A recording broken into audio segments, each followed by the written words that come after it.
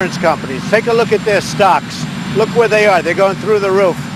From past, I don't know about today, but the insurance companies have made a fortune. That money was a subsidy and almost you could say a payoff to insurance companies. And what we have to do is come up with great health care. Now, that's what I did partially yesterday. That's going to cover a big segment. But now for the rest, we have to come up with great, whether it's going to be block grants or something else. And we just about have the votes. Now, if the Democrats were smart, what they do is come and negotiate something where people could really get the kind of health care that they deserve, being citizens of our great country. Why not just wrap it all together now?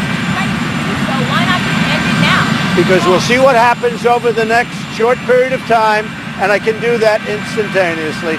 I like a two-step process much better.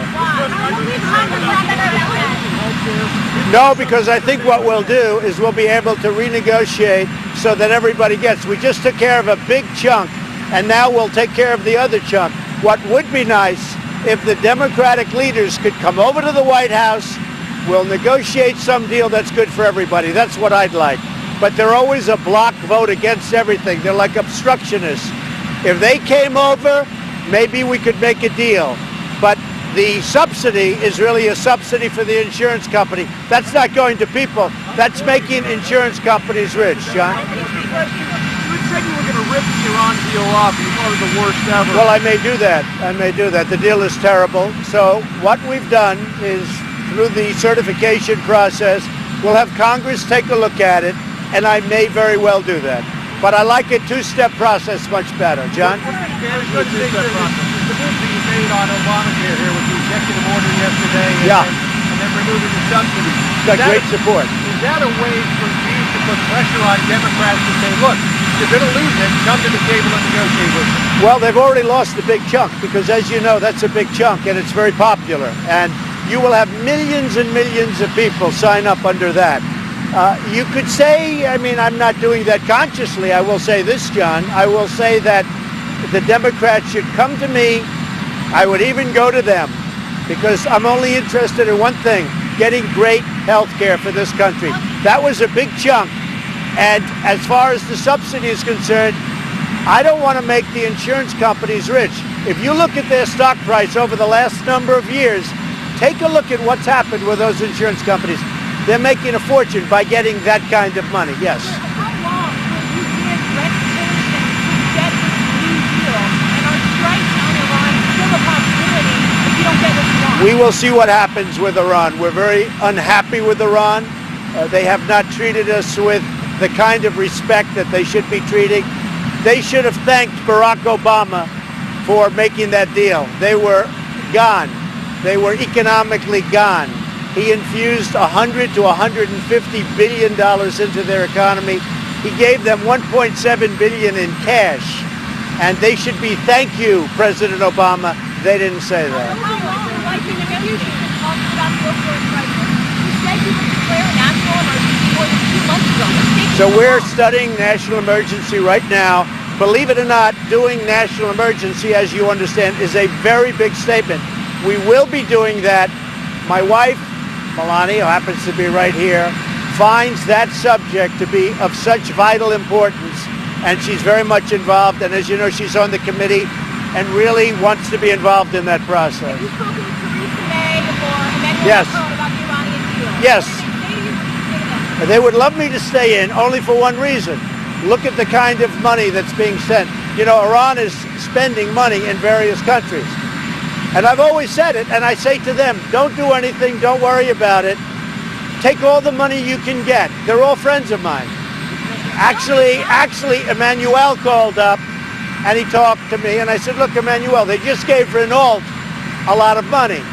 Take their money, enjoy yourselves, but we'll see what happens. Iran has to behave much differently. You promised that you would help people who are struggling. This CSR payment looks like it will hurt low-income people. The CSR payments, if you take a look at CSR payments, that money is going to insurance companies to prop up insurance companies. That money is going to insurance companies to lift up their stock price, and that's not what I'm about. Take a look at who those insurance companies support.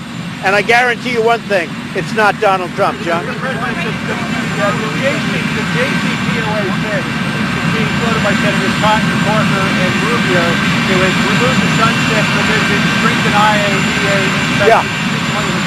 Does that meet the bar for you, or do you need Well, I more? think we're going to take a look, John, at what happens. We're going to see what happens.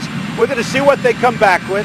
They may come back with something that's very satisfactory to me, and if they don't, within a very short period of time, I'll terminate the deal. And as far as Puerto Rico is concerned, I love Puerto Rico. We've done a great job. Yeah. We've done a great job in Puerto Rico. Puerto Rico has to get the infrastructure going. We're helping them with their infrastructure, but most important on Puerto Rico is their electric plants are essentially gone. Now, they were gone before the hurricane. They were in bankruptcy. They owed $9 billion. I think it was $9 billion. But the plants, as you know, the electric was a disaster. After the storm, even more so. We have to help them get the plants rebuilt. That's a long-term project, unfortunately, but we have to help them. But I love the people of Puerto Rico, and we're going to help them.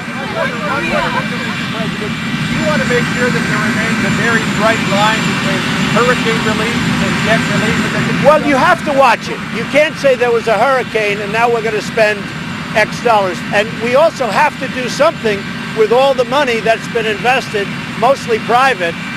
The government's going to have to come before that money because the government's going to want security.